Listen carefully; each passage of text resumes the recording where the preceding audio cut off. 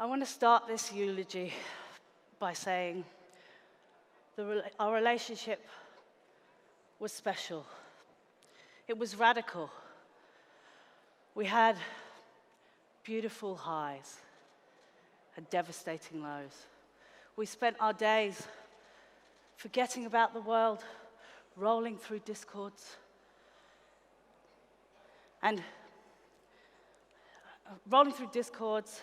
punctuated and orchestrated by that beautiful sound.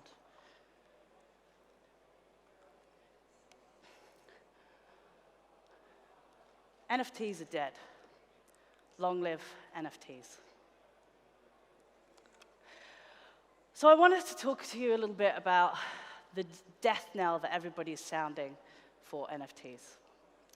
People have been talking about NFTs being dead. They're over. It's over.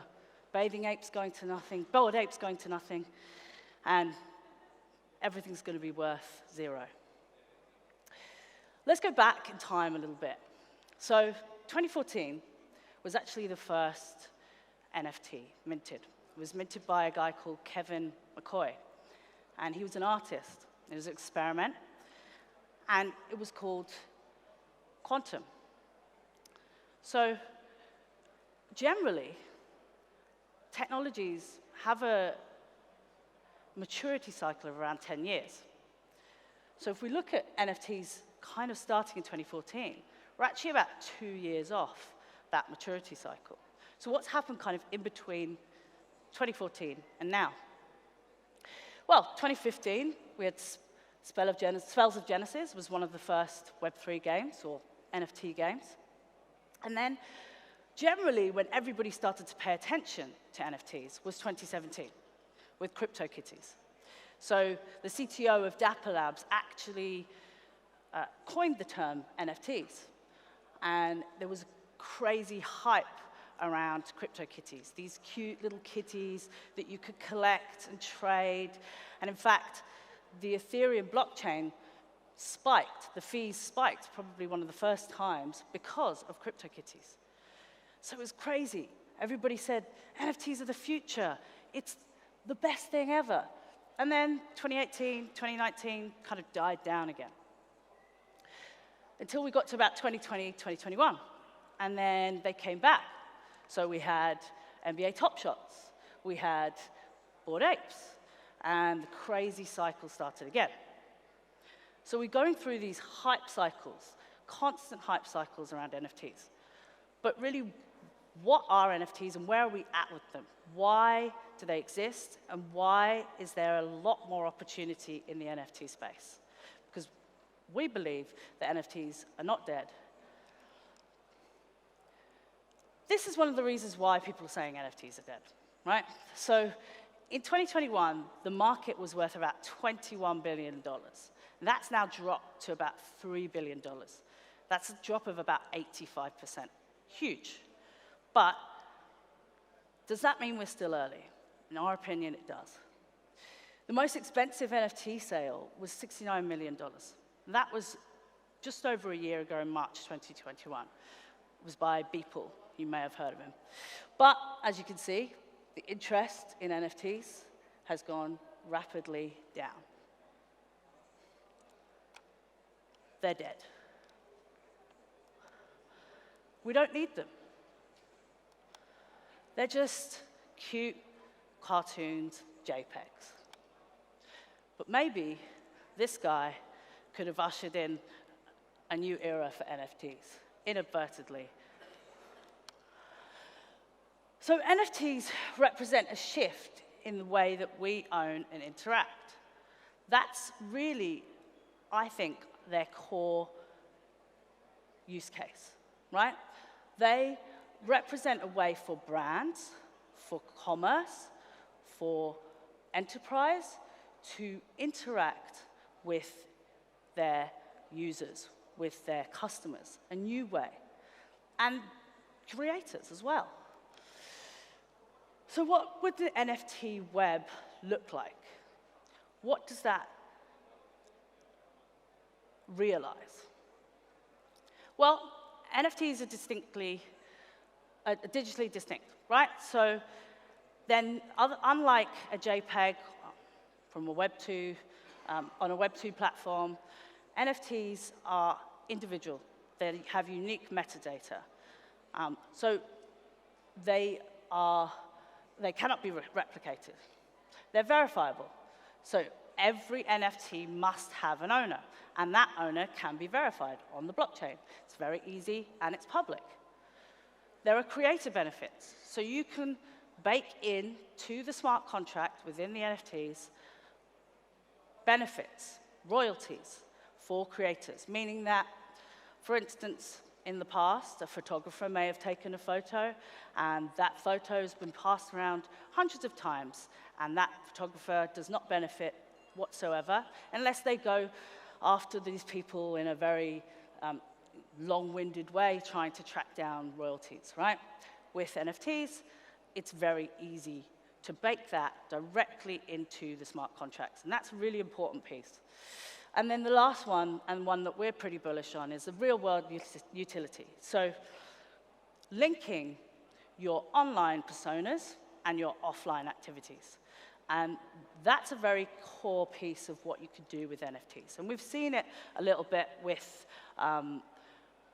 memberships, with tickets, with things like that, but we're still very early in that piece, and there's still a lot of opportunities. So these are kind of the 4 buckets that we think are very interesting around NFTs. So arts, we've talked about artists, one-of-one collectibles, Beeple, for instance, as we were speaking about before. So that the future of owning generational art could be in NFTs. Music, we've seen a swathe of music platforms come up. Again, solving problems around royalties. It's really easy to do with a music NFT. And then community, so gated content, exclusive memberships, commerce, all of these things possible with NFTs, and made a lot more viable and valuable.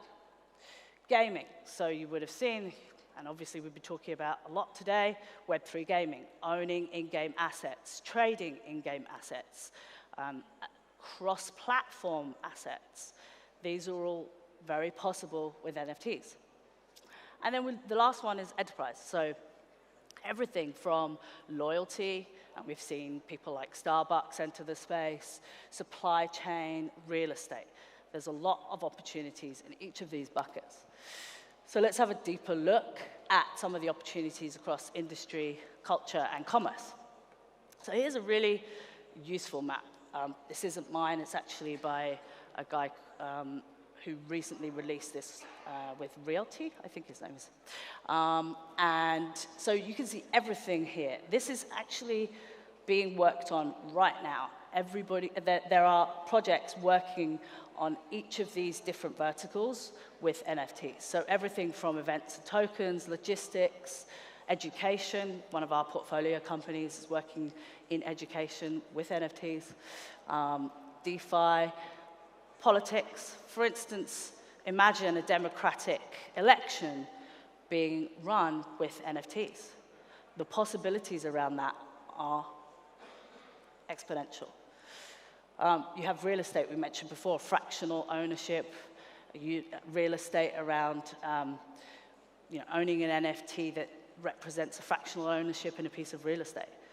Really interesting things. Wine industry, so verifying the provenance of a wine, verifying the provenance of jewelry. All of these things are possible. So now let's have a look at the NFT stack, right? So we have the application layer. So this is probably about a year, a bit old, so there's a lot more products out there now. But everything from kind of utility assets, so ENS is a really, really important one. Domains, owning a domain with an NFT is really interesting space. Music, we've spoken about financial, publishing, even books. And I'll talk a little bit more about that in a second. So there's multiple opportunities in the application layer, and then the secondary application layer as well, built on top of that. And then the financial the financial aspect of it, so loaning NFTs, using NFTs as collateral against loans, liquidity, all of these things, really, really interesting stuff. We're still really early in the NFT space. And then you've got the kind of front-end layers, so there's a music platform there, NFT banks, Appify, data, all of that sort of stuff. So what we're actually doing is, as Matterblock, we're building our own NFT collection called Electric Morning Society. And what we wanted to do with Electric Morning Society was build in utility from the very beginning, so bake in utility. So as I mentioned at the top, we're a fund. We're an open lab and accelerator program. So what we wanted to do was build in, for our holders, a piece of the pie of our investments. So that's what we're doing with Electric Morning Society. We also have deep research and data. So holders of our token will be, or our NFT will be able to access our research, our data, our predictive technologies. We'll also be looking at IRL goods. So one of the things we've done is we've produced 2 books. They are the Web3 Yearbook 2022 and the Web3 Almanac. So they are by Mempool Studio, which is our physical and digital goods platform. And you can purchase those, but holders of the Electric Morning Society will also be getting this book every single year in both physical and in digital form. So linking physical and digital. And we see that as probably the biggest area of growth for NFTs, linking physical and digital. So thinking about being able to verify something you own as an NFT, thinking about getting into a particular event, i.e. here, potentially in the future. All of these things are marrying the online with the offline. And that's something actually that with Web 2 we haven't been able to realize, but we've been talking about for a very, very long time. And NFTs and Web 3 actually give us the opportunity to do that. And so we really believe that NFTs are not dead. My relationship with NFTs, despite the eulogy at the top, is not dead. And the future is NFTs with real use case and real utility. So I'd love to talk to anybody that wants to talk to me. I'll be wandering around the arena all week, I believe. And thank you very much.